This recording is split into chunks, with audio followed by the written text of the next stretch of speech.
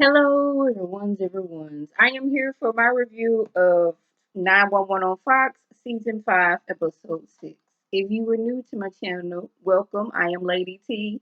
I like to do reviews on scripted reality shows as well as scripted shows. If you're returning, you're one of my peoples, welcome back. We don't have any comments from last week, so we're just going to get right on into this one. So we starting off is the prison guard. He's showing up to work, saying hi to the fifth prison guards, going about his day. Is one particular inmate. He wanted to go for his daily walk. He don't like any of the other guards, but this one. I was like, yeah, it's gonna be some mess right here. Like that's why I would be scared to go visit somebody in prison because I would be scared that something would jump off and then they got gonna take my clothes off and put me in a prison jumpsuit, and I'm sitting there stuck in prison for however long until they figure things out. Don't even like going to banks no more. Just be too paranoid. I know this is two different things, but that's just what I be going through. So dude out there walking, he steady eating his apple, looking up into the sky, and I'm like, okay, do you have somebody that's gonna drop something down to help you escape? Like all these questions was running through my mind. Well, he dropped his apple on the floor. Guard was like, "You gotta pick that up." All right, he picks it up. They come back in. As he's walking in, I was like, "Okay, this is about to go down." Well, that's exactly what happened. Doggone it, knives was pulled out, well, shanks was pulled out, people was getting stabbed. It was cold mayhem, right? A prison riot. What it was. 118 was called in because fires broke out, and their whole job was just to come in and contain the fire. But then it was like, okay, then we see these two people over there clearly hurt. We need to do something about them. So as they're like helping one person get out, like the other person started having the seizures, like, okay, we're gonna have to take him to the infirmary, and y'all just gonna have to take this other person to the hospital. Now, protocol states you cannot leave the prison grounds unless you have a guard with you. Well, Buck and Eddie happened to be the ones that was going to the ambulance, and Bobby, Hen, and young Dudu was gonna stay there in the infirmary. Well, two dudes in guard suits came up and they was like, "Are you our escort?" It's like, yeah, they didn't know, in all the commotion, you ain't expecting it, prisoners that doggone snuck out in prison.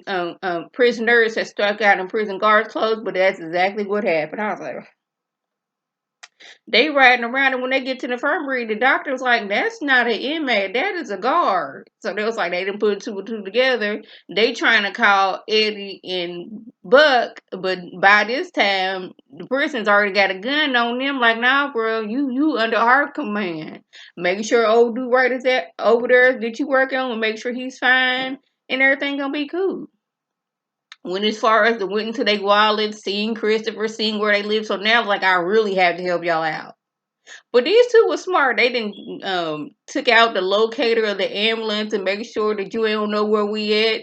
So they just riding around in like an ambulance that you wouldn't think that okay that ambulance got something I go escape convict in it. They just rolling around town. I don't want to say having a good time, but just rolling around town like until they can finish their mission.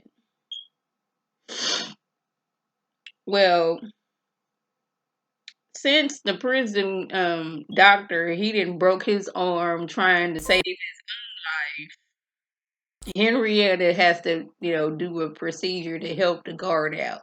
Now, even though she's in her second year of med school, she's only seen the procedure done twice. But the doctor's like, I can't do it. You gonna be my hands, and we're gonna get this together. Now over there with the ambulance, they didn't pulled up to the hospital. So okay, Buck, you go ahead and go in there with the other prisoner, and y'all make sure old dude is all right. Now they didn't got into the hospital. And it's like, okay, it is very dark. Like ain't nobody in here, like not one person. But it was a setup. Here come Athena and her police captain. They come popping out, getting what's his name, Buck, and the prisoner, and make sure they all right. But the thing is, Eddie is in the ambulance with. I'm gonna call him head prisoner. He seemed like he the one in control, and I'm like, Eddie always being put in some situation where it's life threatening. He was doggone down a well one time, wasn't he? It was something else. Like he done had several doggone near death experiences on this show. Him and Chimney. I mean, I know as firefighters, yes, but some of the things like yeah, this isn't firefighter related. But anyways, back at the prison, in order to calm the prisoners down, let's pump some laughing gas through the vents so we can calm them down and we can get the heck up out of here and make sure, the actual guards, can take back control of the prison. I didn't understand why the rest of the prisoners wanted to riot. I'm like, yeah, those tutus caused the riot, but okay, y'all could have just sat back. Now y'all gonna be in like extra trouble and getting extra time because y'all was over damaging property and all that other stuff, running around wild and all that stuff. I didn't understand the reasoning. But anyways, main prison escapee, the only reason he escaped is because he wanted to be executed so he can donate a heart to his son. That is the only reason. He didn't try it and plead it. He's already on death row and like, hey y'all killing me anyway. Give my heart to my son. But apparently, inmates aren't allowed to donate organs, which I thought was odd, but okay.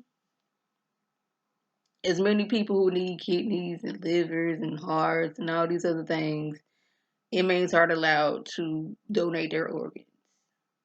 But his whole main goal was he was gonna break out and they was gonna kill him and they was gonna give him his son his heart.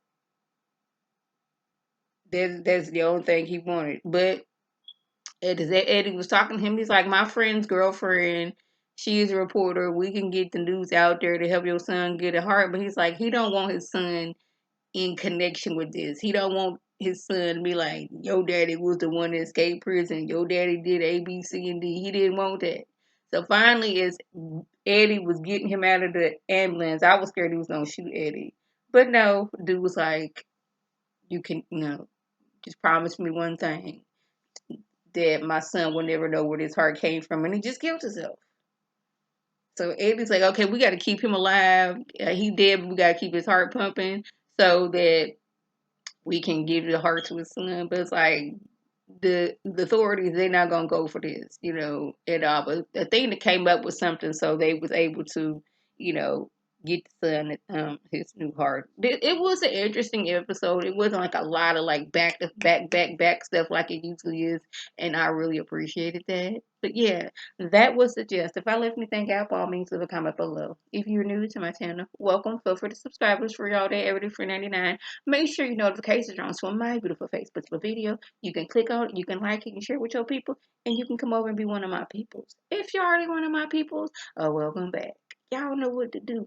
Tell your people, tell their people to come over and be one of my people by clicking that icon above. This is Lady T signing off. Have a good one.